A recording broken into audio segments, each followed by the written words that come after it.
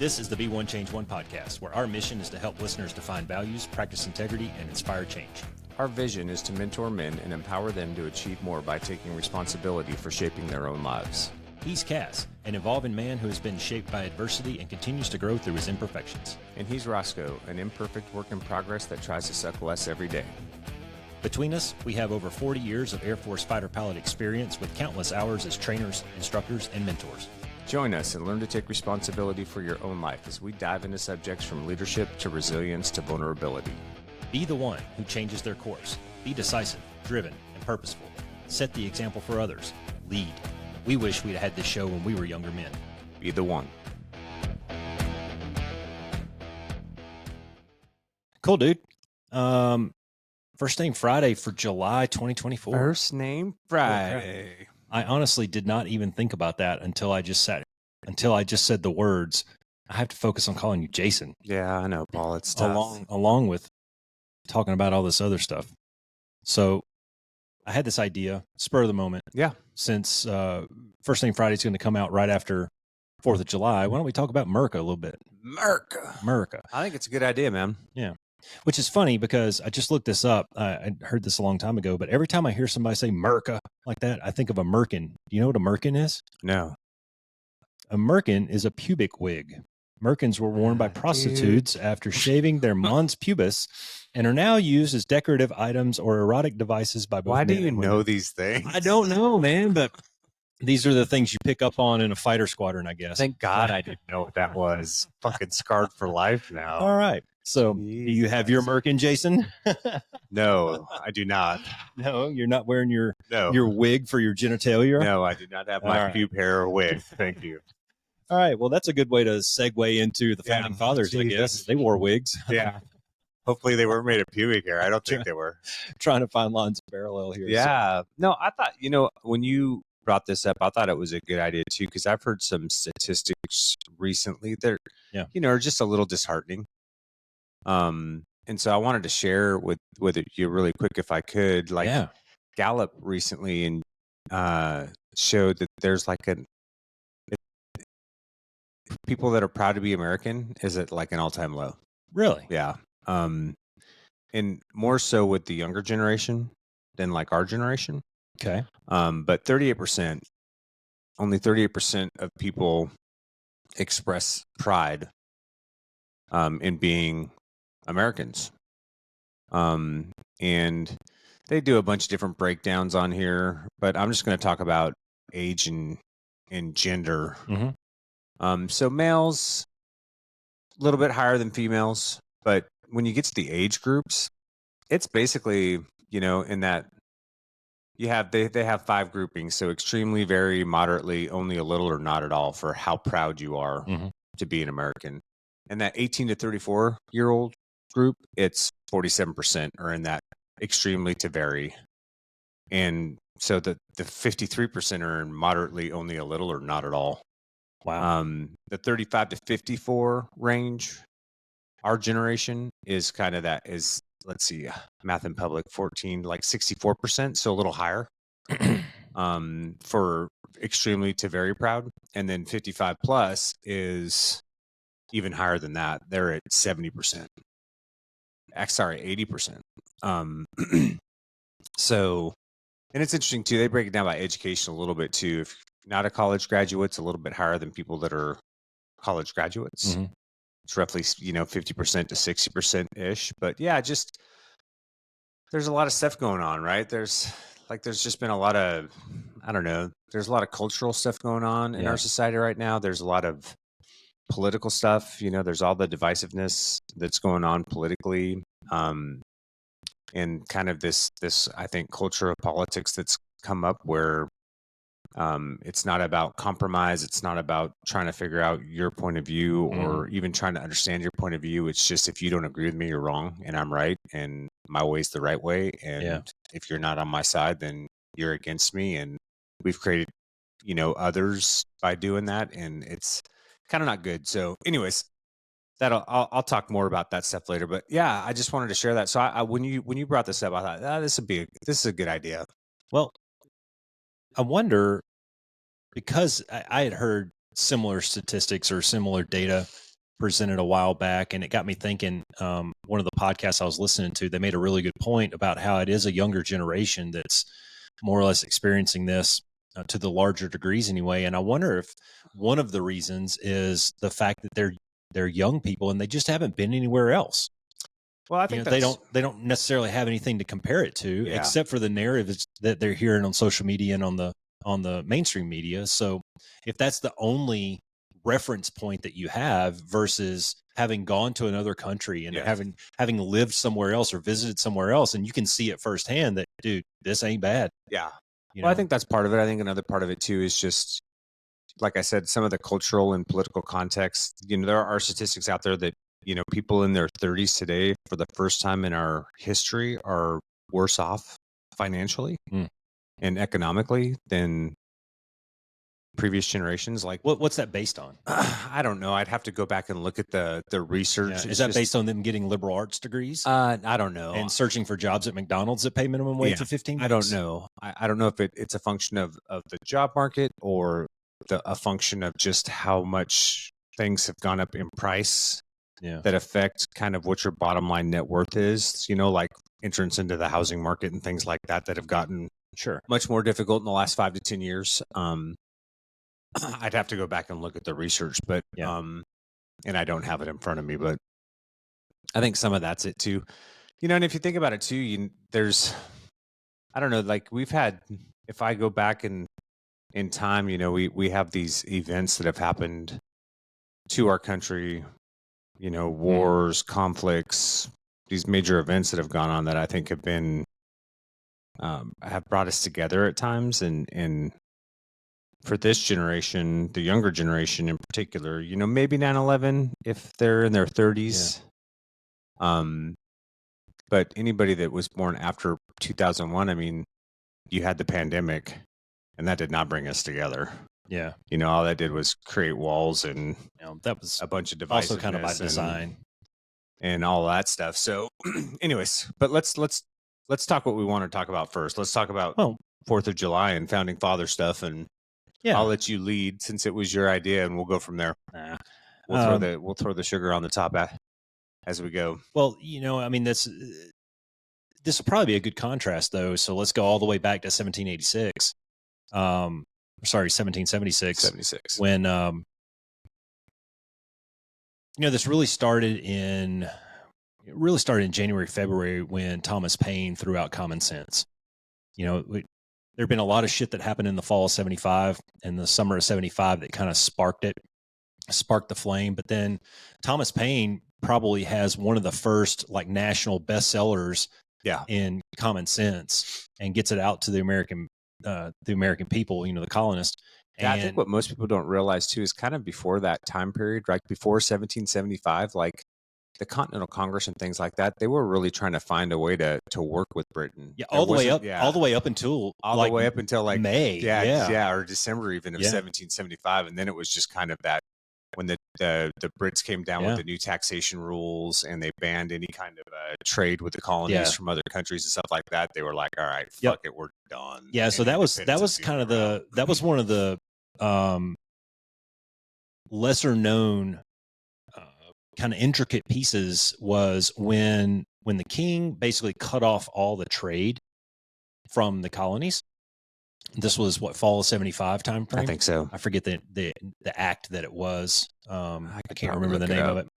But anyways, that was sort of the argument made 6 months later when they were at the delegation, where they said, look, it's not necessarily us declaring independence.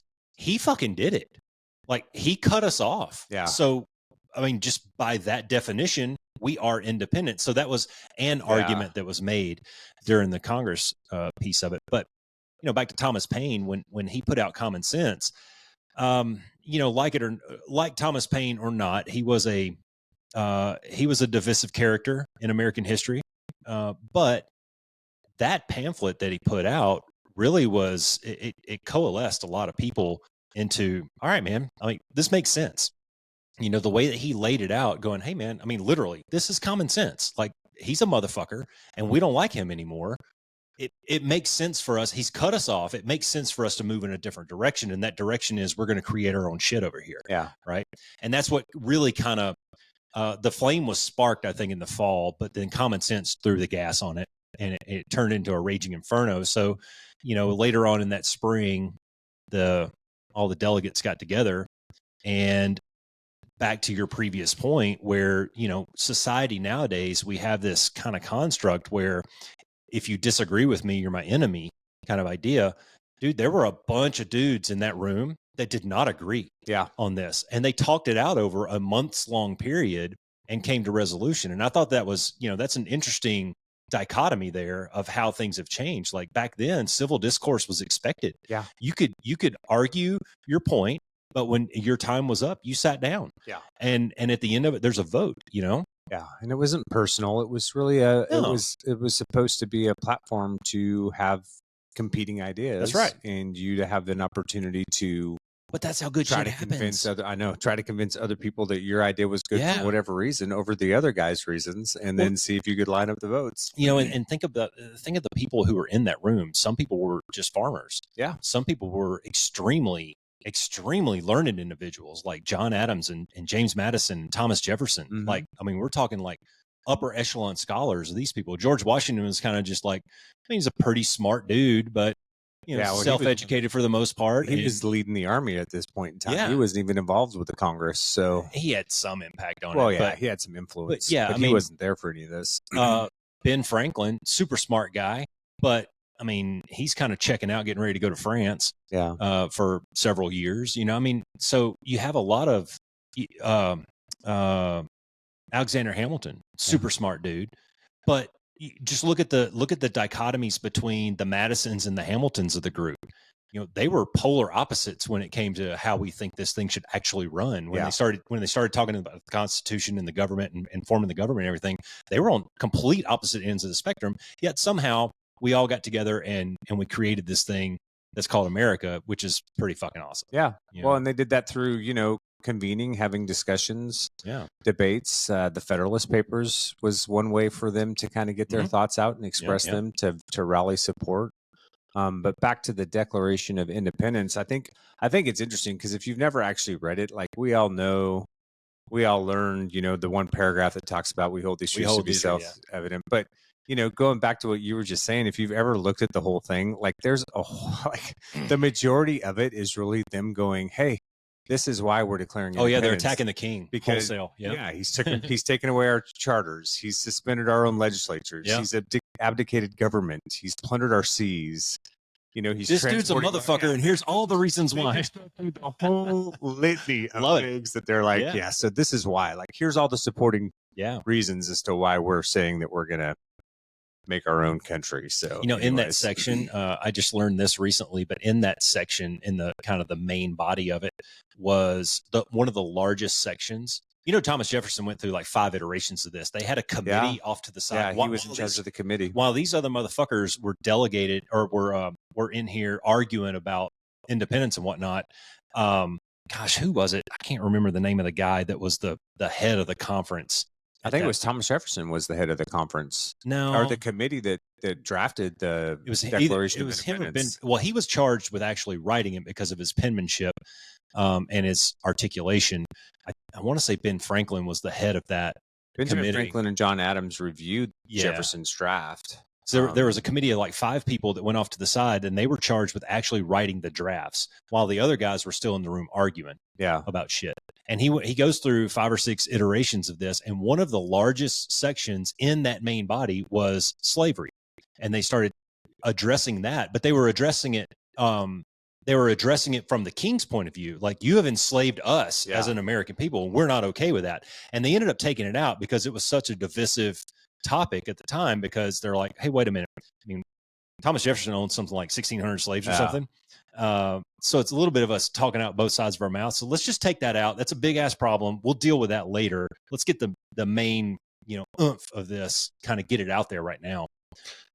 Yeah. Well, and I think that's a good point though, man, because I think, part of the reason, there's been all of this research and all of this stuff done around racism that's kind of come out in the last 20 years, right? Because you've heard it all, like the structural racism. There's all these different kind of forms of racism now, right? Systematic racism, structural racism, things like that. So along with that, I think, comes that conversation around, well, our country was founded on racism, racism helped propel us to,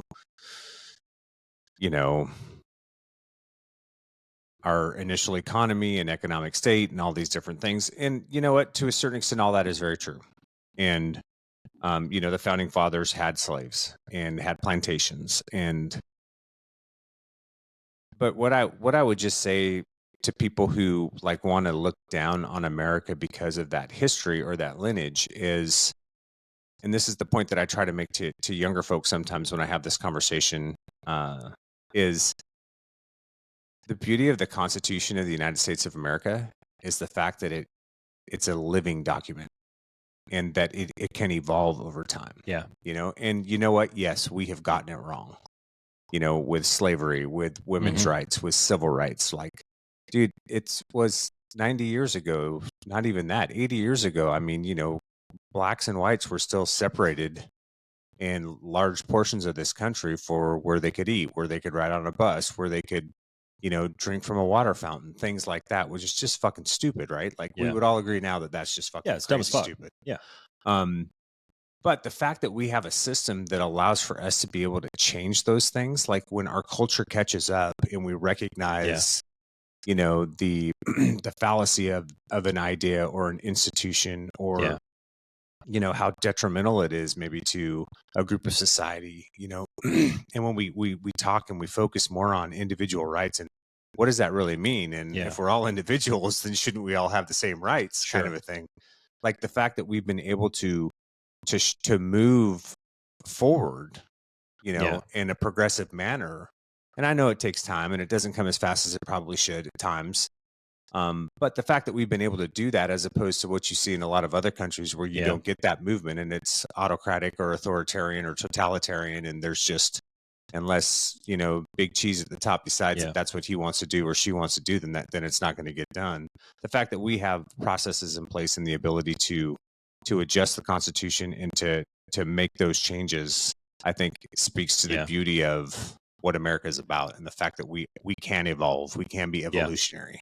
Well, let's just take that Declaration of Independence and let's fast forward 10 years to 1785-86 timeframe when we're starting to put the final touches on the Constitution. And George Washington was the head of that delegation of the Constitutional Congress or whatever they called it. But one of the sticking points was exactly what you were just talking about. And James Madison was firmly on the side of, I will not ratify this Constitution unless we put in there a provision that allows us to modify it in the future and add to it and subtract from it and change it in places. And the whole 3/5 of a person thing that ends up coming up later down the road, women's right to vote, that comes down the road, so I don't know if it's a fair argument to take a snapshot of 1775 through 86 and go, well, the document that they wrote was flawed because they were all slave owners. I mean, it's no secret 56 rich landowning white guys wrote the Constitution. Okay, got it. But that was the norm back then. Like that was society back then. And who's to say what they're going to say about us in 50 years from now or 200 years from now? What our society was like, holy crap, you guys let men dress as girls? I mean, this is weird, right? But the point is I don't think it's a fair argument to take a snapshot at a time and then apply it 250 years later. When we have made the gains. Again, slowly, agreed, in the right direction. Not quite there yet, but we're getting there. And the system's set up to move slow too, so that's a hindrance to moving. Well, because faster. You don't want a knee-jerk reaction. Right? But I would agree with you. I think that's the beauty of the Constitution in our country is the fact that we can evolve, that it can shift, and that we can take new information or recognize new things as the culture changes, society changes, and go, this is, all these things apply to all of these people as well, right? So, well, let's not gloss over the point that you made in the opener when you were talking about the large percentage of people who are not necessarily proud to be Americans. Guys, you don't get that anywhere else. This American experiment is one of a kind. Yeah. And I mean, if you want proof, go to Europe, walk around Europe for a little bit, go to the Middle East, go walk around there, go to Asia. They don't operate the same way that we do. They don't necessarily change the way that we do. They don't have the mechanisms in place to even allow that. Yeah. You know, it's really unique what we have here. And because of that melting pot of people that we had in that delegation, those 56 men come from different backgrounds, study different stuff, well-learned individuals who had traveled the world, and they come with all this experience, and they kind of cherry pick the better points of a lot of different things and put them together into what we call our system nowadays. Yeah, our system of government. And I think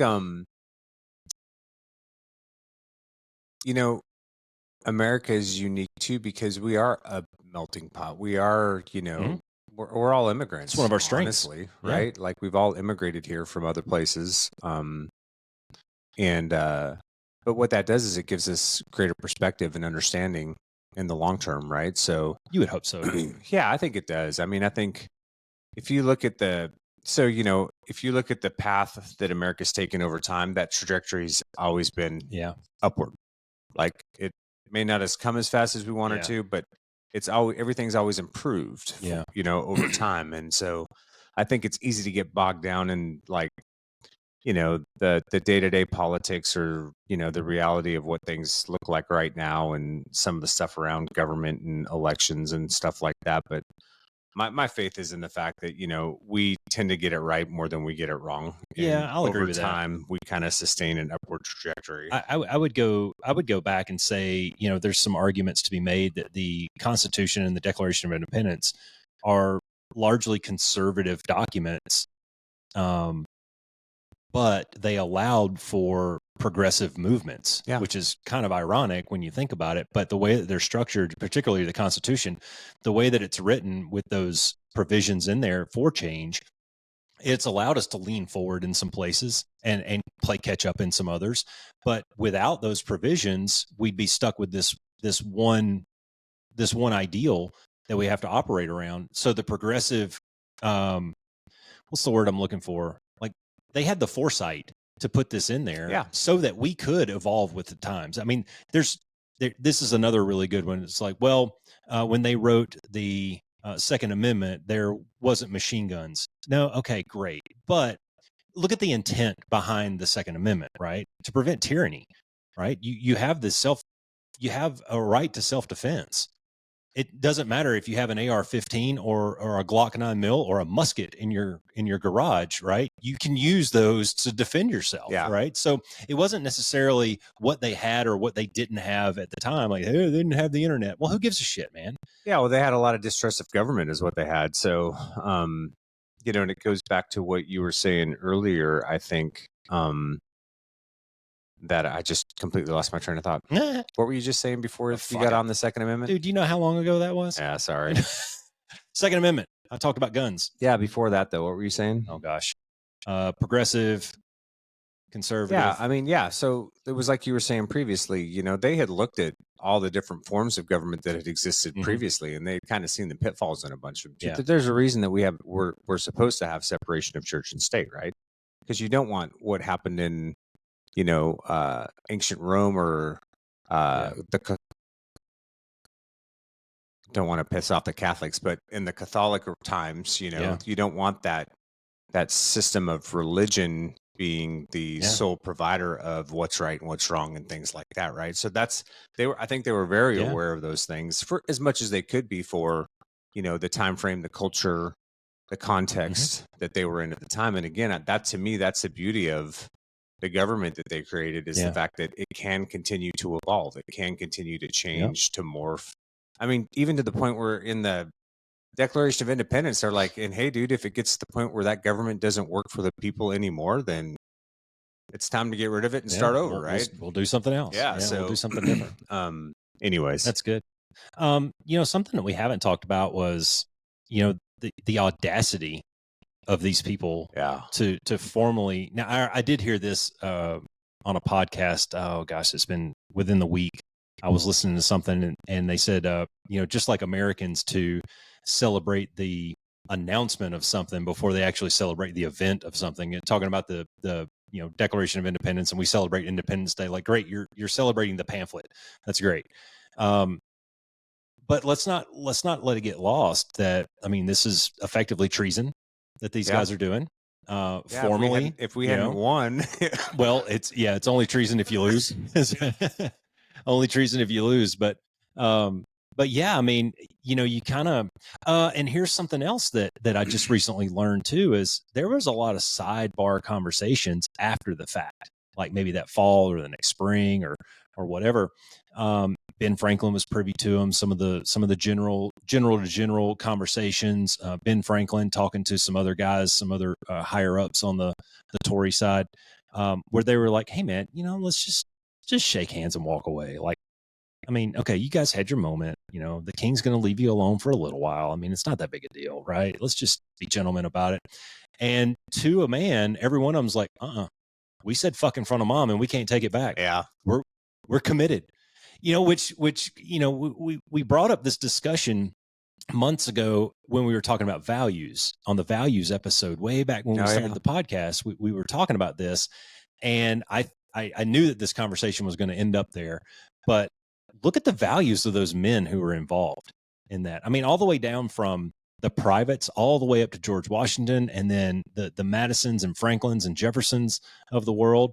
Holy crap, man, to be dedicated for a decade like that to a cause. Yeah. And not really waver. That for a large amount of that time frame too, you were losing. Yeah. You were getting your ass handed to you. Right. In a lot of ways. So yeah, man. I mean, they just, I think at some point, there's these tidal waves in or turning points in history, right? Where just things get to a certain point and there becomes this confluence and nexus of the right people, the right situation, the right issue that has to be solved.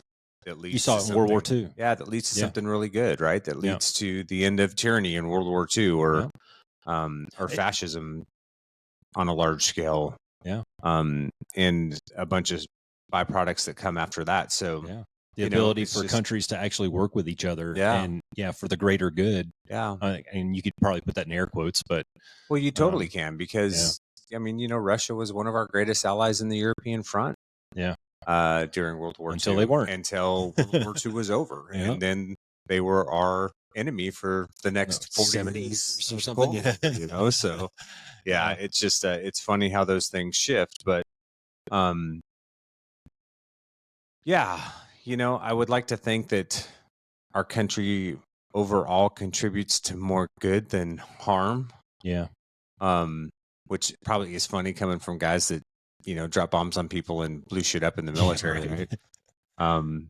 But to your point earlier too, I would just say, if you're frustrated with the United States, that's understandable. If you're frustrated with our government, that's really understandable. I think we all are to a certain extent. And I think a lot of that has more to do with the quality of the people that we continue as a populace to elect, more than anything else. I think very true. I think a lot of that blame rests on our shoulders, because I think most people don't give a shit. You don't really take the time to understand who's running for what, especially at the local level, for their congressional district seats or things like that. They vote RD, or people pay attention to the big races for president and things like that. But outside of that, I think a lot of people just kind of, because let's be honest, and a lot of the stuff that those guys do on a day-to-day basis if you're middle class, especially if you're a white male middle class American, a lot of the stuff that those guys do day to day doesn't really affect you. Nope. And so why would you pay attention to it? But if you're discouraged, I'd just look at the history of the evolution of our country and the fact that we've been able to make strides and gains, over what is relatively a short period of time from a historical perspective in comparison to what other countries have ever done. I think that's a win. That goes in the win column. And two, if you've never been outside of the United States, and I'm not talking about Mexico or Canada, that doesn't really count. But if you've never traveled overseas, like I think we live in a little bit of a bubble over here, and we think that things, the environment you grow into, you tend to project and kind of assume that the rest of the world's like too. And you and I can attest to the fact that it is not. Like, the freedoms that you have here, the security that you have here, the rights that you have here. Fuck, dude, just the economy and the scale of economy that we have here, and your ability to get whatever you want with a snap of your fingers on your smartphone from Amazon. The fact that you can DoorDash Popeyes to your house. It doesn't fucking exist everywhere. Yeah. And this comes from experience and perspective too, that you and I were privy to through the military.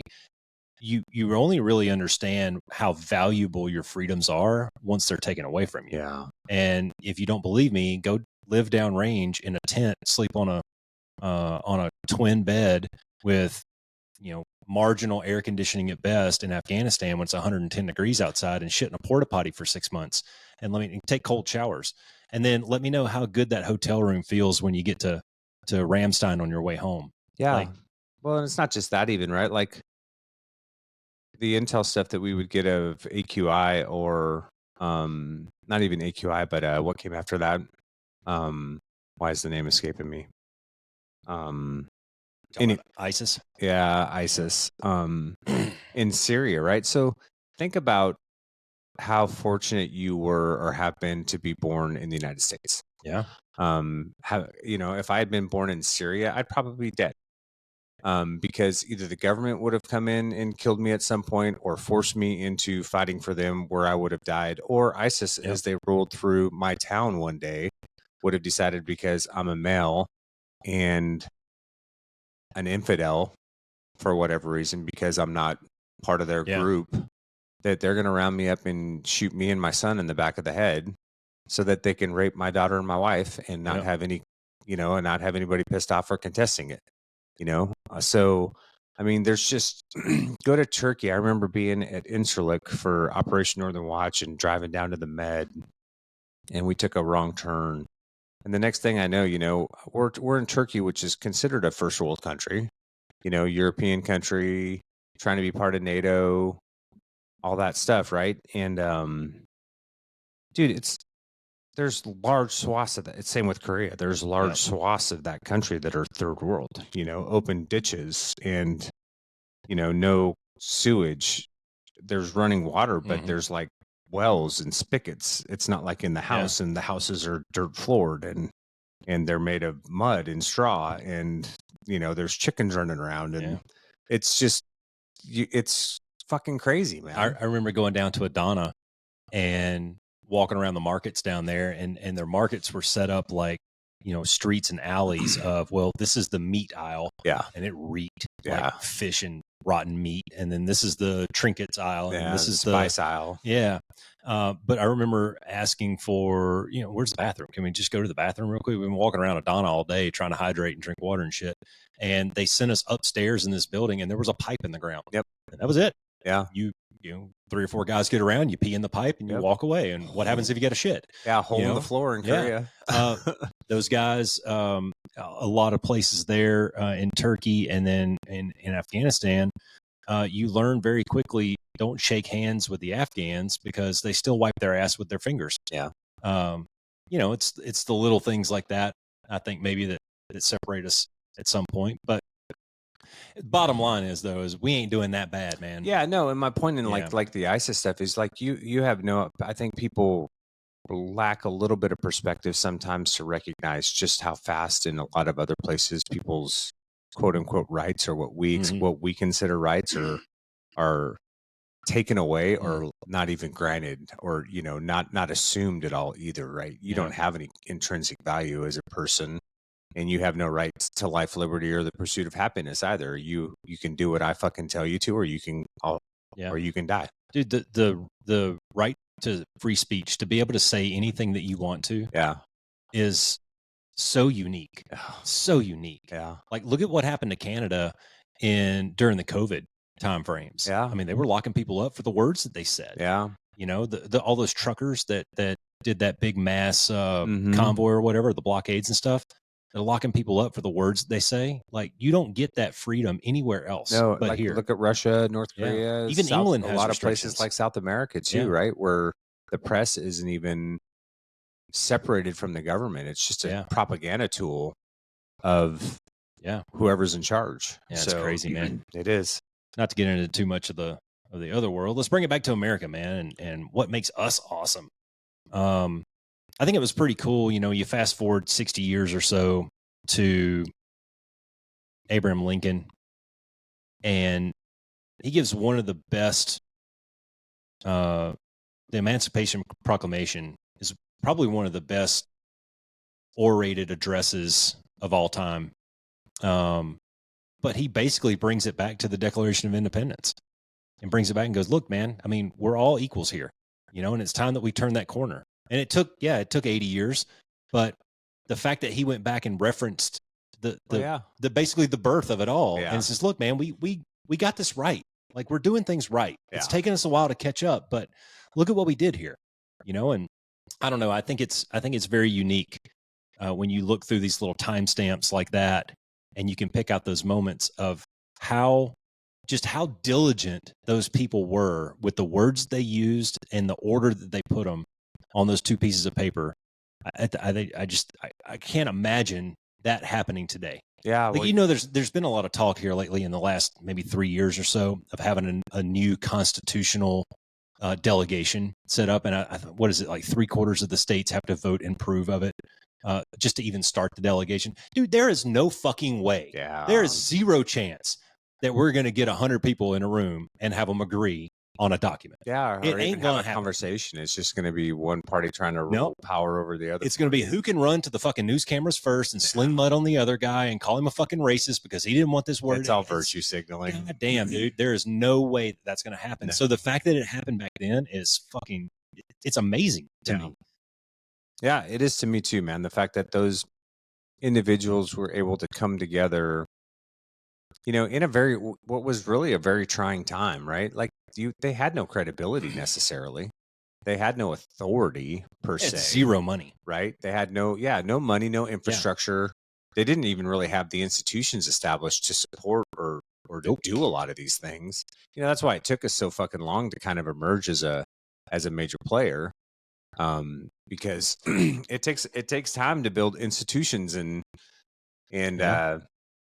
institutional capacity and, you know, to figure all this shit out. But the fact that they were able to come together and have those conversations and distill it down as succinctly as they did, like, dude, if you were going to do this now, it would not be a 2-page document. No, it'd be a 2,000-page legal jargon piece of shit. You know, it'd be the worst paperweight in the world is what it would be. Maybe that's something, though, that makes it so great, though, is its simplicity. It is. You know, and true, you brought up a good point there with all the legal, you know, we've imposed a lot of that on ourselves over the years with dumbass fucking rules that we've made. And back then, maybe there was a little bit more freedom in that regard. You know, I'll give you that. But the simplicity of it all, like the Constitution that governs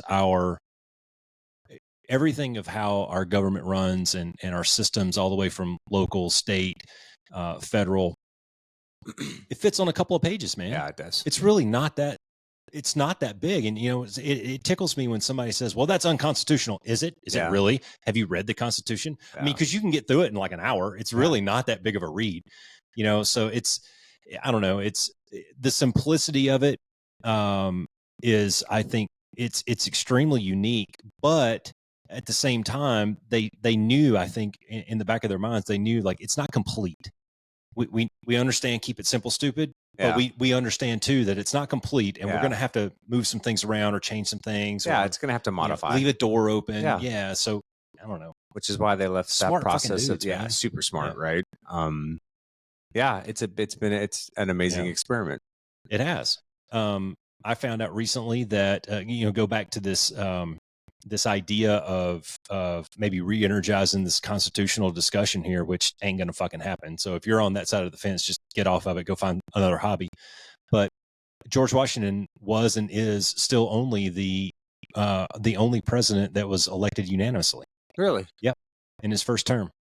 And then every election after that was contested. They actually wanted him to come back for a third term, but he set the precedent. Yeah, he set the precedent too because he's fucking old, man. It's like, I just want to go back and be a farmer, bro. That was never the intention of politics Yeah. back then too is not to hold a seat for as long as you Oh, no, possibly you could. were It was servant. to serve That's and right. then go back to whatever you did before. I was a farmer that did this on the side. Yeah. So it was never supposed to be what Yeah. it's turned into today. You know, and I'm not a domain expert in any of this, but I think it's interesting because in the study that I've done around this, you know, a lot of the Constitution Declaration of Independence was really birthed out of the idea of natural rights, right? So life, liberty, the pursuit of happiness, those types of things, natural law, if you will, as it was understood back in those times. And I wonder if, you know, as we've evolved as a society, if if we haven't had a shift take place from kind of natural rights to individual rights. And maybe kind of a broader context or idea of what individual rights entails and what it means and who it applies to.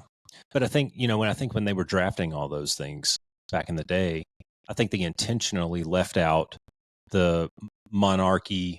You know, it doesn't matter necessarily what your status is. God and religion, they purposely kept those things out of there and kept it, you know, let's talk about it big picture. You know, they mention God, but they talk about it from like you said, from a naturalistic kind of standpoint. Like you're a man on the planet, and just by being a man, you have these rights available to you. And let's focus on those things. Yeah. Right. And then over time, I think that we've kept squishing this thing down and putting these barriers all around it until we end up with what we've got today. Yeah. Yeah, maybe so. Yeah. Well, you know, and that brings it back to, you know, this discussion that you opened with, and I wonder why. As you were saying that, I was thinking, well, why is that? And specifically to that demographic, you know, the younger people, the younger generations, males a little bit maybe are heavier than females, but why is that? And, you know, I thought, well, maybe they just don't have any other experience. Maybe they don't have anything to compare it to. So, you know, maybe get out and travel a little bit more. Go see another part of the world, and now at least you have a data point to bump it up against. Maybe it is the political rhetoric that's been going on for about the last 10 years or so. Maybe that's a lot of it. I think that's some of it. I think there's a lot of things that go into it. I think, you know, globalization, I think social media. I think that's a big one. I think all of those things play to this idea that, you know, there's this kind of sense of as we're kind of more of a collective in the world, you know, than these individual things. And that said, though, I mean, here's the bottom line is I would encourage any young person out there to register to vote and figure out your civic responsibilities and civics to a certain extent and get involved. Like, go find a candidate that aligns with your viewpoints and go work on a campaign, go volunteer for a campaign, like expose yourself a little bit to the politics and the political realm and how it actually operates and how it actually works, and take a vested interest, because guess what, you guys, if you don't like it, you're the only ones that are going to be able to fucking change it.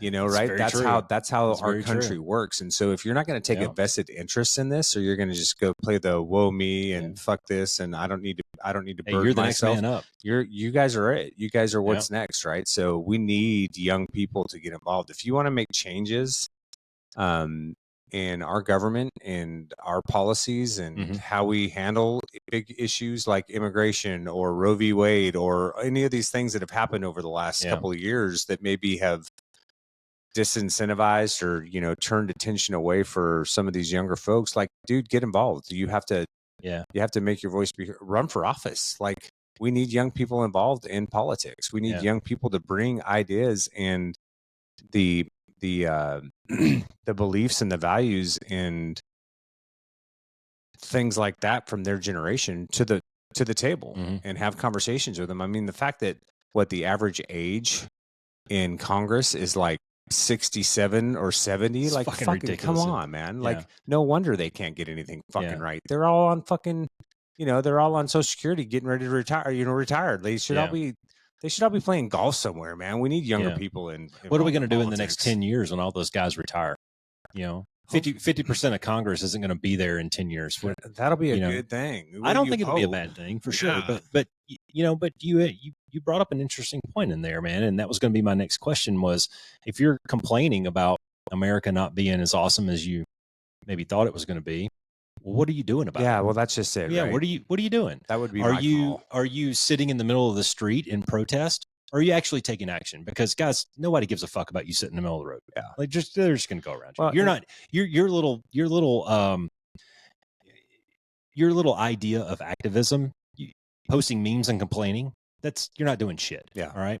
And I would even take it. If you're not the kind of person that wants to run for office, dude, just get a subscription to your local newspaper. That's something very simple, and you can read and stay up on what's going on. And then you have to vote in your local elections. You have to. That's how you're going to get change started, man. Is it starts at the local level, and then that permeates up to the states. And if you get the right people who align with your thoughts and beliefs in the positions that can actually make a difference, if you're not willing to go that far, that's fine. Not everybody's destined for that, but you can absolutely put the people in place who are. And then you hold them accountable when they're not, by not voting for them next time if they didn't do what you expected them to. That's a simple way to get involved, is stay up on these local issues like this. Yeah. The stuff that's happening in Washington, very little of it's trickling down to us today. Like, I mean, we see it on the gas pumps and we might see it at the grocery store. But other than that, I mean, it's just not affecting us in the way that they're trying to make you think that it is. Yeah. Stop watching the local news or the national news and start watching the local news. Well, first, recognize that all news today is editorial. It's not actually news for the most part.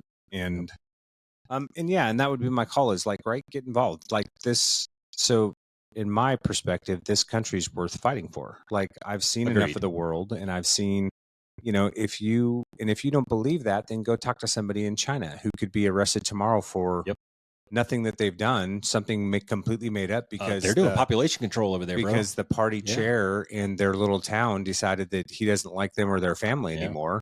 And next thing they know, they're in a re-education camp somewhere and may or may not ever be heard from again. Re-education camp? So, I mean, like, we don't recognize, I think, or we take for granted what we have, and it's worth fighting for. Like, I joined the military because I believed in the ideals of the United States of America, and I felt like it was worth serving for, like it was worth sacrificing for.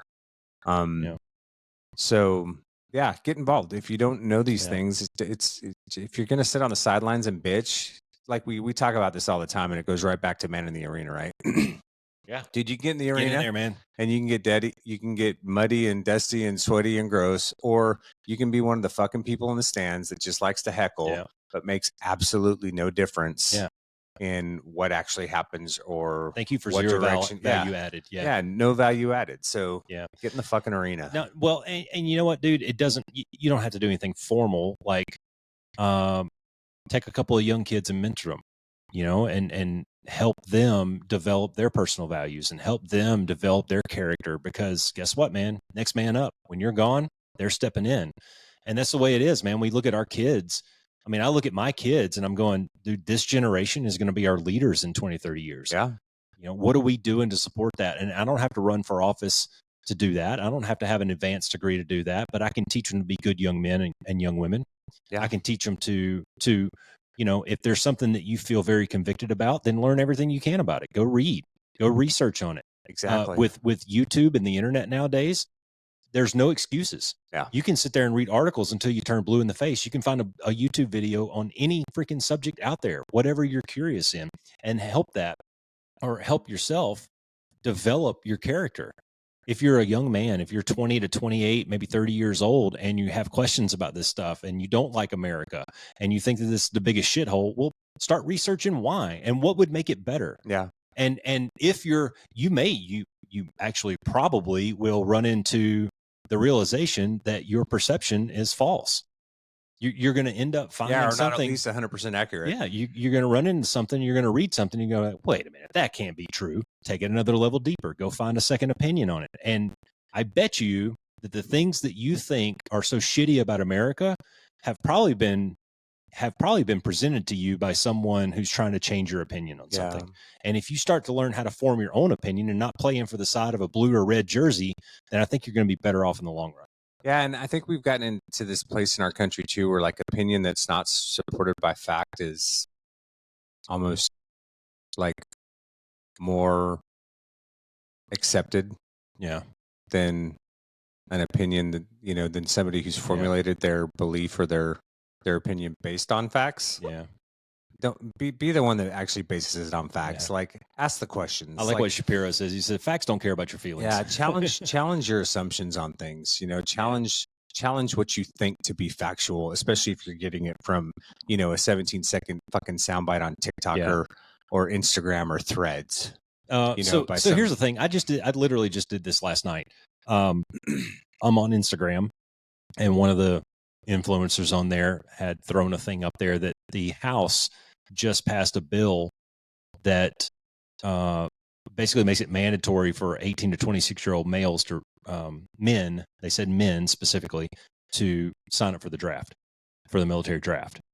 And the first thing I did was close that window and open up Google and go and find the actual document and start reading it.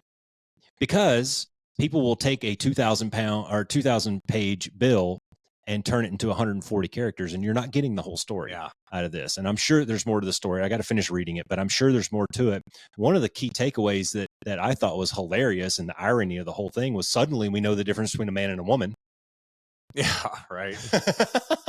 That's been a great discussion point for the last, 6 years or so. And now all of a sudden, when it comes time for the military, you all of a sudden know the difference. Yeah. Anyways, get informed, do some research. You know, don't just spout out shit you see. Form your own opinions. Get comfortable with that. Because that can be very uncomfortable. It can be weird being the black sheep or the lone duck out there. But you know what, man? If you believe it and you're willing to fall on your sword for it, then that may align with your values. Yeah, and challenge your assumptions too, because you may learn something, you know, and it may give you better perspective. Yeah. You know, if you stay curious and you don't assume that everything that you think is right, you'll actually learn. Well, and then you can actually get to better solutions and to better, you know, end states. Let's take it all the way back to the founding fathers, man, and put a bow on it. Those guys did not agree. No. In that room. Largely, that room was divided. Yeah. And there was a lot of consternation going on. But all of them saw the greater good. All of them said, you know what, this is not worth me tanking this whole project on, because we've got to move the ball, right? You brought it up earlier, like, we haven't really done much. We don't have a lot of credibility here. We've got to do something. Yeah. And all of those guys, those 56 guys in that room, said, you know what, for the greater good, I'll go along with this. But we're going to make some changes, and that's where our Bill of Rights came from, and that's where the rest of our 26 amendments came from. Yeah. So, guys, this ain't that bad, man. And I think that the way that they were able to come to that resolution in that room, and can you imagine the smell in that room? Oh, God. Like, it's fucking July in Philly. I mean, it's hot, and they're all dressed in like wool suits, and nobody bathes regularly, and there's no deodorant, and no air conditioning. That's pretty sick, right? Yeah. But they stayed the course, damn it. And they stayed in there and they fought. Yeah, it was good. Yeah. Whew. That's good shit, Jason. Yeah. Happy July 4th, Paul. Yeah, man. I will, unfortunately, actually, I just put 2 and 2 together, and I'm going to be in London when. Are you on the 4th? On the 4th of July. So I'm very tempted to take my Happy Treason Day shirt with me. You should. You should totally take it. I want to be that American. I'm sure the Brits will love it. Yeah. Oh gosh. So there's so much opportunity for comedy there. There is. But I'm probably going to just, maybe I'll wear I don't know, a red hat, a blue shirt, and some white shorts, and I'll just leave it at that. Sounds good. So, that's good, man. All right, brother. What else you got? That's it. Be the change. All right, be the one. Thanks for flying with the Be One Change One podcast. If you got something out of this show, then be the one and share it in your circles of influence. You can be our wingman through our website at www.be1change1.com. That's B and the number 1, change and the number 1.com. We invite you to be the one and join our fighter squadron on social media at Be1Change1 on Facebook, YouTube, and Twitter. You can follow us at Paul Roscoe White on Facebook, Instagram, and LinkedIn, as well as Roscoe's website, www.paulroscoewhite.com. You can email us from the website, and please leave comments, share, and ask questions, or leave ideas of things you would like to discuss on future podcasts. Most importantly, be the one that helps us win the algorithm by leaving a review on whatever platform you're listening on. Thanks for joining. Until next time, be the one.